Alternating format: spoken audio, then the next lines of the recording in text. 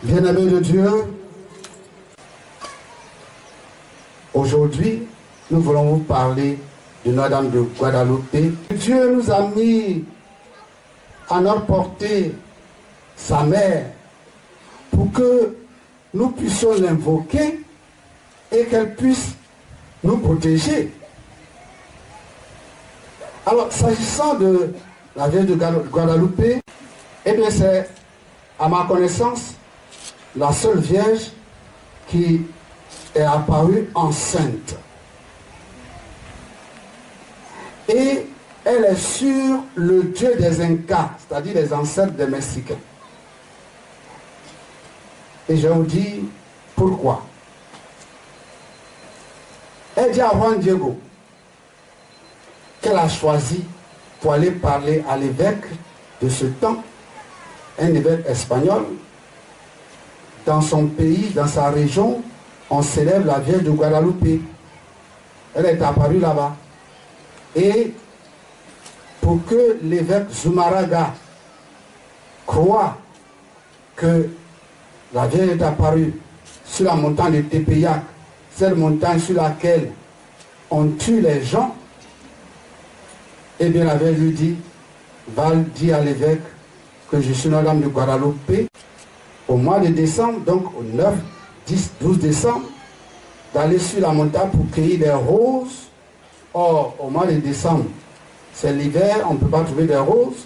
Alors, Juan Diego va, il trouve les roses, il cueille les roses, il amène à la Vierge, qui fait un collier, qui lui dit, bon, il faut cacher ça dans ton manteau et tu vas aller montrer à l'évêque.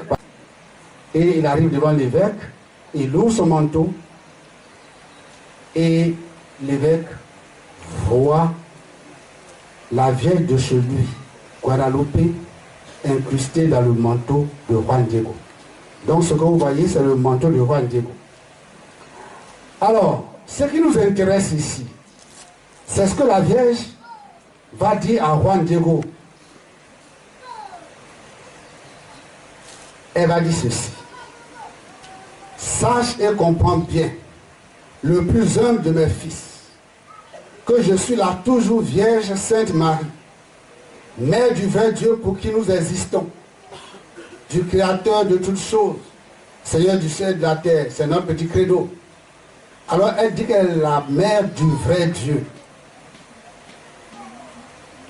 J'aimerais qu'une église soit érigée ici, rapidement, afin que je puisse vous montrer et vous donner mon amour, ma compassion, mon aide, ma protection.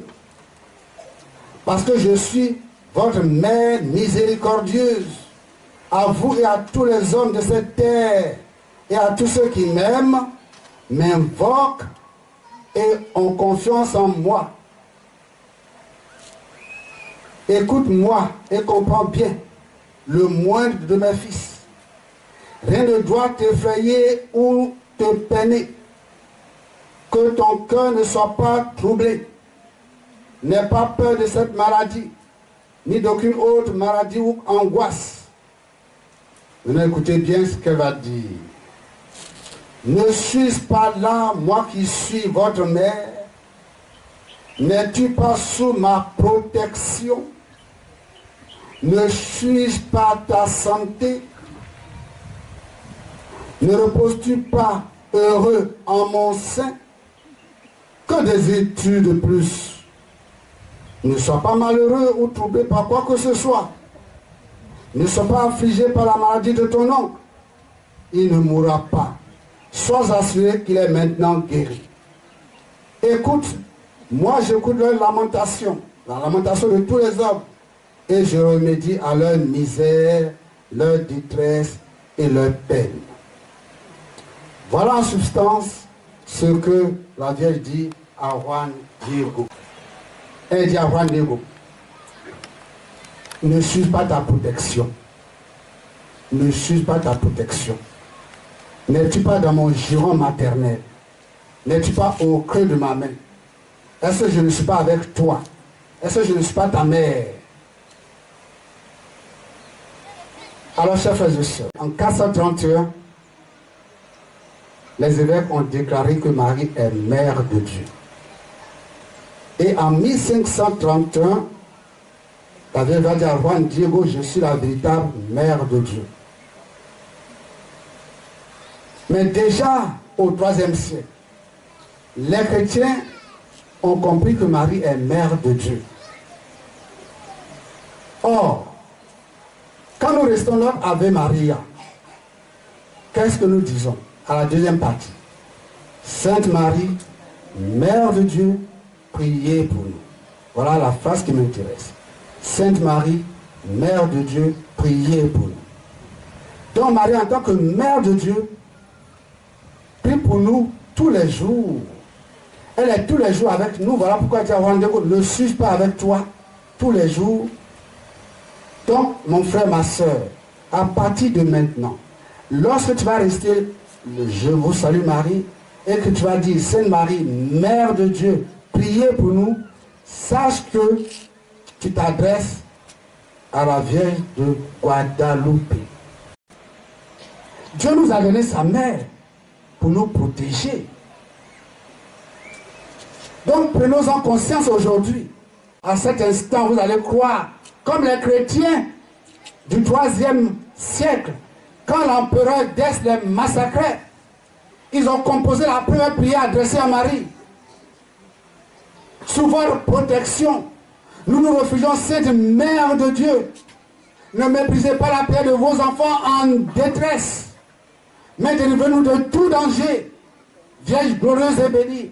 Amen. Est-ce que vous y croyez? Vous croyez comme les chrétiens du IIIe siècle? Si vous ne croyez pas,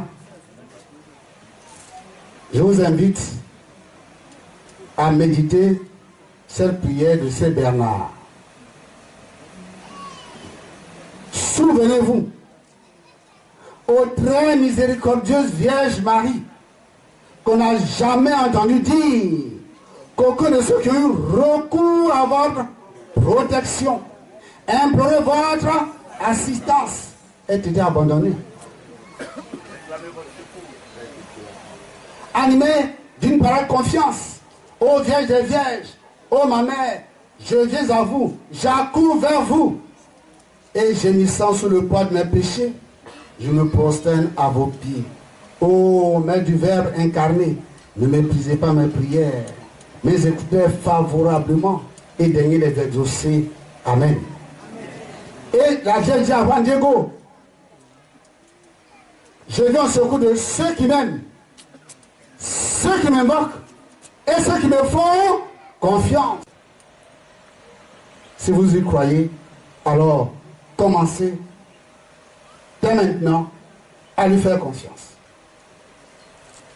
Détresse et danger, on peut dire sur les choses qui nous arrivent, des choses peut-être visibles. Mais elle est encore là pour les choses invisibles, pour la puissance, pour la domination.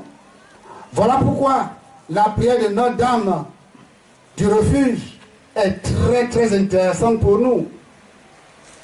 Auguste reine des cieux et maîtresse des anges, vous qui avez reçu de Dieu le pouvoir et la mission d'écraser Satan, nous vous demandons humblement, envoyez des légions célestes pour que sous vos ordres, elles poursuivent les démons, les sorciers, les combattent partout, les refoulent en enfer. Voilà la puissance de la Vierge Marie. Elle ordonne aux anges,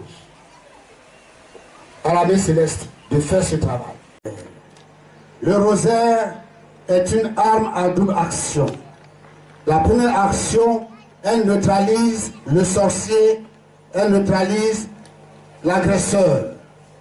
Parce que lorsque nous restons le rosaire avec foi, nous sommes comme un buisson ardent. Le feu de l'Esprit Saint nous entoure et le sorcier, l'agresseur ne peut pas s'approcher de nous. Première action. Deuxième action, lorsque l'agresseur ou le sorcier veut s'échapper, eh bien, le feu de l'Esprit le rattrape et l'anéantit. Et Lucifer lui-même va dire, le rosaire, c'est notre fouet, c'est notre défaite. Le rosaire nous vient toujours. C'est une source incroyable de grâce pour ceux qui le récitent en entier. Voilà pourquoi nous faisons tout pour empêcher qu'on le dise. Et il va terminer en disant, il n'y a pas de mal qui puisse résister à un rosaire récité en entier.